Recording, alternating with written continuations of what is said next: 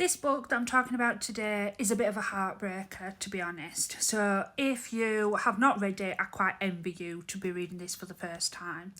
It's not a new book. It did win the Booker Prize back in 2020, and it is Shuggie Bain by Douglas Stuart.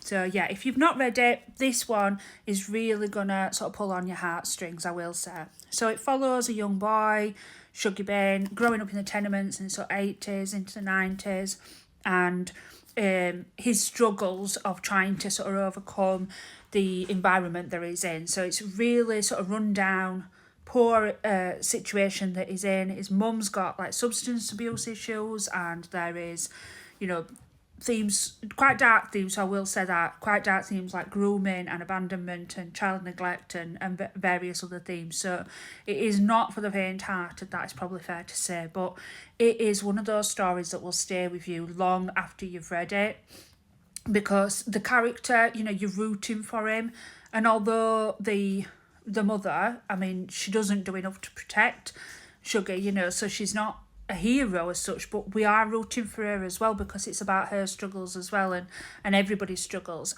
And what I really like about this book, and the fact that it won the Booker, is that it's talking about and bringing a light to working class voices, working class people's stories, which I personally feel aren't represented enough in the sort of book industry. So the fact that Douglas Stuart has sort of taken on that, that poverty, that difficult time in that difficult place, and also one of the themes in there as well is about Shuggie's sexuality. So he's not sure about his sexuality, and he's coming to terms with that, which in this environment that he's living in, is not an easy thing for him to overcome either. So it really is a sort of groundbreaking book in that way, I would say.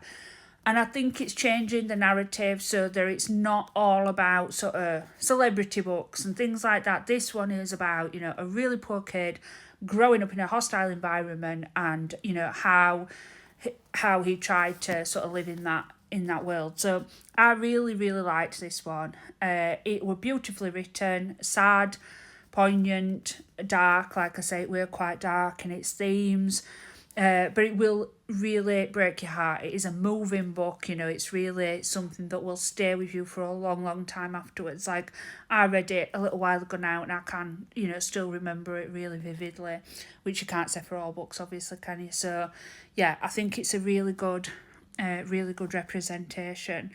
I have also read his second one, which is Young Mungo. It's not the same character, but it does follow, arguably it's even darker than this one, but it does follow a sort of similar situation, in that there's a young boy and what happens to him, and, the way that he's treated, poor, growing up again in this sort of same place. So there are a lot of similar themes, but if you're interested, let me know, and I'll leave a review on that one as well.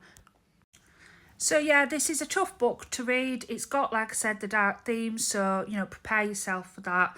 It's not going to be uplifting, it's not going to put you in the Christmas cheer, but it is one of those books that you should definitely read. So I can't recommend it enough, and if you've not read it and you've yet to read it, then I envy you very much, and I hope that you enjoy it.